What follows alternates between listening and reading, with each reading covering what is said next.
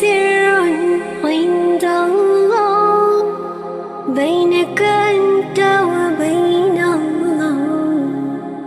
هل لك صدقات تخفى لا يعلمها إلا الله؟ قصص لا تكشف إلا بكتابك حين ترى الله.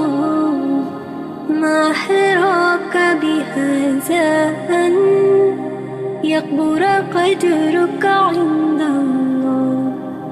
قصص لا تكشف إلا بكتابك حين ترى الله.